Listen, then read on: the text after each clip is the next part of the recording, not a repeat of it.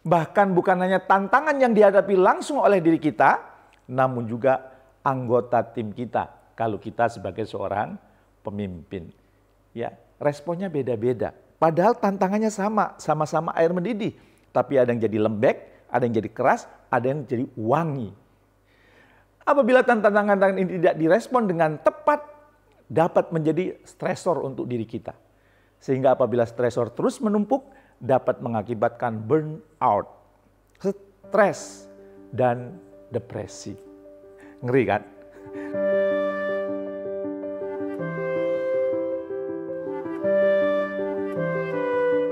Assalamualaikum warahmatullahi wabarakatuh.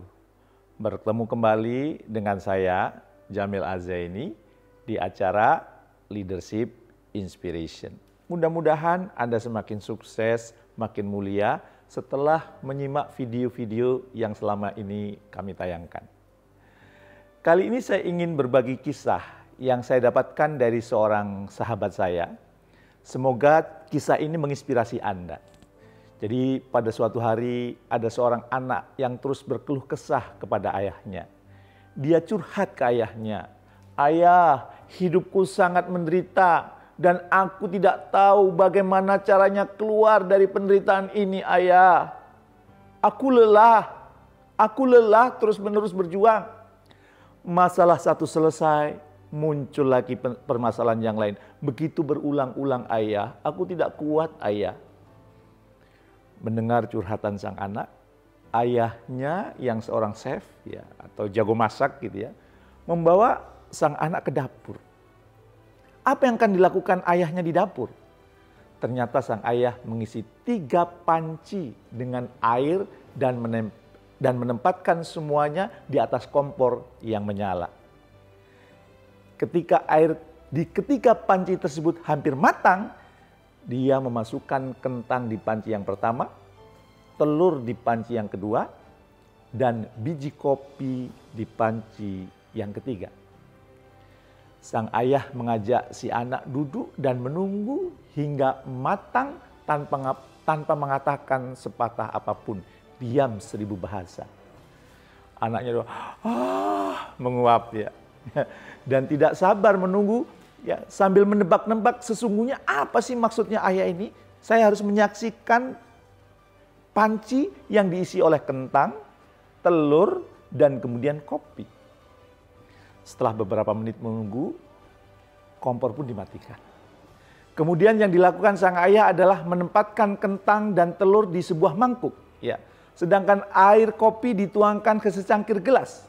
Sambil duduk, sang ayah pun bertanya, "Anakku, apa yang kamu lihat?" Anaknya diam sejenak. Dan kemudian anaknya menjawab, "Kentang, telur, dan kopi, ayah." "Lihat lebih dekat dan sentuh kentang itu," kata ayahnya. Anaknya pun melakukan yang diminta ayahnya dan mengatakan bahwa kentangnya sangat empuk. Begitu empuknya hingga hampir menjadi bubur saat disentuh. Pluk, gitu langsung hancur. Selanjutnya sang ayah meminta anaknya untuk mengambil telur dan memecahkannya. Maka setelah mengupas kulit telurnya, dia mengambil telur tersebut. Dan yang terakhir, ayahnya meminta sang anak untuk mencium ya kopi yang ada di dalam cangkir. Ternyata aroma dari kopi tersebut sangat wangi hingga tanpa sadar membuat sang anak itu tersenyum. Karena kebetulan sang anak ini penggemar kopi. Maka kemudian sang anak bertanya, "Ayah, apa maksud semua ini?" Kemudian ayahnya berusaha menjelaskan, apabila kita anggap kentang, telur, dan biji kopi sama-sama menghadapi kesulitan yang sama, yakni air mendidih. Tapi semuanya memiliki reaksi yang berbeda satu sama lainnya. Si kentang yang sebelumnya keras dan kuat, namun di dalam air yang mendidih, ia tidak kuat sehingga menjadi empuk dan lemah. Ya, sangat rapuh, ya, bahkan siap menjadi bubur. Sedangkan telur sebelumnya ia rapuh, cangkangnya tipis dan mudah pecah. Tetapi cangkang tersebut mampu melindungi bagian dalamnya, ya, bagian dalam yang tadinya cair, ya, dalam menghadapi air mendidih, sehingga ia justru mengeras dan menguat setelah bertemu dengan air yang mendidih. Sedangkan biji kopi itu unik. Setelah menghadapi panasnya air mendidih, mereka malah mengubah air tersebut menjadi sesuatu yang baru. Sebelumnya tidak beraroma dan tidak berasa, menjadi memiliki aroma yang sangat wangi, khas kopi, berasa. Bagi penggemar kopi nikmat, ya, walaupun mungkin buat sebagian orang itu pahit. Pertanyaannya sekarang, yang manakah dirimu, nak? Apakah kamu termasuk yang kentang, telur, atau kopi? Ya. Dan saat kesulitan datang mengetuk hidupmu, bagaimana respon yang dirimu tampilkan? Sekali lagi, aku bertanya kepadamu, nak, kamu itu kentang, telur, atau biji kopi? Nah, sadarkah Anda bahwa apa yang selama ini terjadi dalam hidup kita sangat bergantung pada bagaimana respon yang kita berikan terhadap kejadian tersebut. Termasuk respon dalam menghadapi tantangan. Bahkan bukan hanya tantangan yang dihadapi langsung oleh diri kita, namun juga anggota tim kita kalau kita sebagai seorang pemimpin. Ya, responnya beda-beda. Padahal tantangannya sama-sama air mendidih. Tapi ada yang jadi lembek, ada yang jadi keras, ada yang jadi wangi. Apabila tantangan ini tidak direspon dengan tepat, dapat menjadi stresor untuk diri kita. Sehingga apabila stresor terus menumpuk, dapat mengakibatkan burnout, stres, dan depresi. Ngeri kan? Nah, saya ingin membagikan tips yang dapat membantu Anda memberikan respon yang sesuai terhadap tantangan yang datang silih berganti. Kira-kira apa? Supaya kemudian kita bisa menghadapi tantangan yang kita hadapi, maka setidaknya kita perlu melakukan 3 hal. Yang pertama, sadar diri. Secara berkala perhatikan kondisi yang sedang terjadi pada diri Anda. Baik itu kondisi fisik maupun mental Anda. Jangan sampai kelelahan Anda berujung pada burnout, stres, atau depresi. Karena apabila kita mengalami hal tersebut, kos yang harus dibayarkan bukan hanya waktu, tenaga, atau material, tapi juga hubungan Anda terhadap keluarga dan orang-orang sekitar Anda bisa rusak. Kosnya bisa mahal. Bukan berarti Anda harus menghindari tantangan, ya. Menghindar kalau ada tantangan demi menjaga diri, bukan. Namun Anda mampu memetakan kapasitas Anda dengan tantangan yang datang. Mana yang mampu Anda handle dan mana yang memerlukan bantuan orang lain. Anda pun perlu menyapa emosi Anda, merangkulnya saat emosi negatif bergejolak dalam hidup Anda. Jeda sejenak, lakukan self-talk positif. Ya. Fisik pun perlu dijaga dengan baik. Olahraga perlu masuk dalam jadwal keseharian Anda.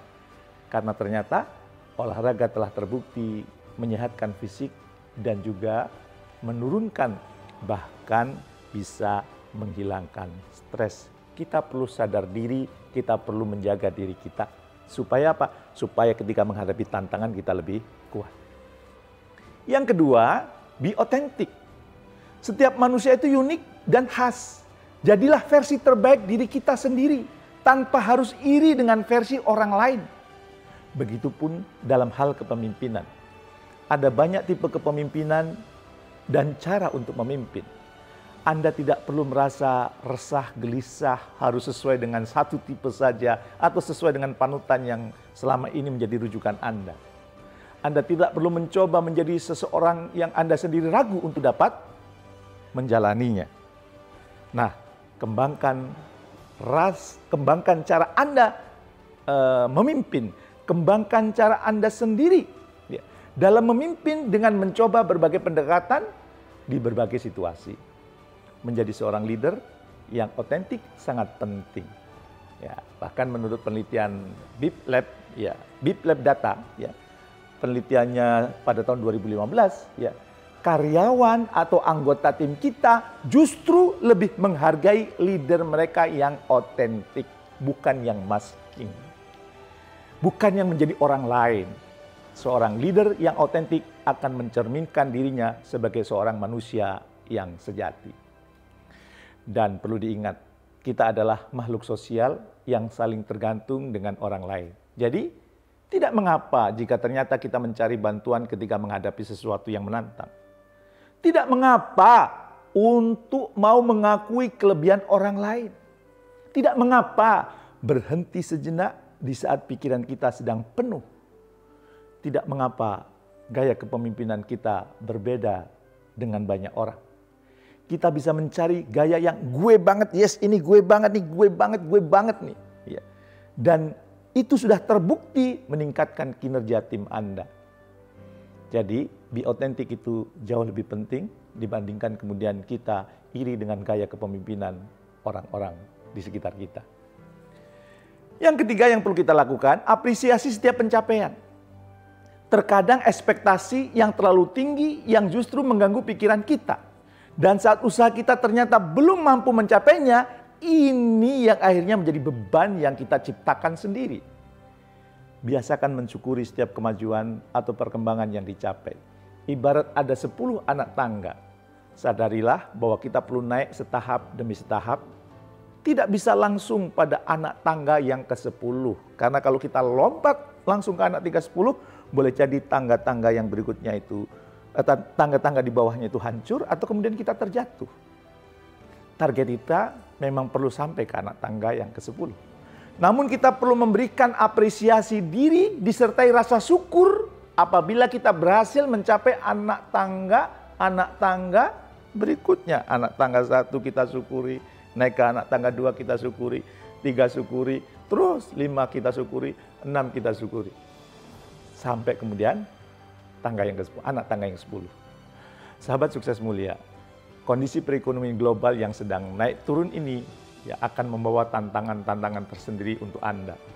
Baru saja pandemi COVID-19 reda. Sekarang perekonomian global sangat dinamis, terutama karena ada perang Rusia ya, dan Ukraina. Namun cara Anda memberi respon terhadap tantangan-tantangan tersebut menjadi kunci seberapa sukses Anda menghadapinya. Kira-kira Anda lebih memilih untuk menjadi kentang, telur, ataukah kopi? Jawaban Anda boleh ditulis di kolom komentar dan berikan alasan Anda. Karena boleh jadi itu akan menginspirasi para penonton video ini. Teruslah menjadi pemimpin yang benar-benar memimpin dengan cara memberikan respon yang tepat terhadap tantangan yang datang dalam kehidupan Anda. Semoga Anda semakin sukses mulia. Terima kasih. Assalamualaikum warahmatullahi wabarakatuh.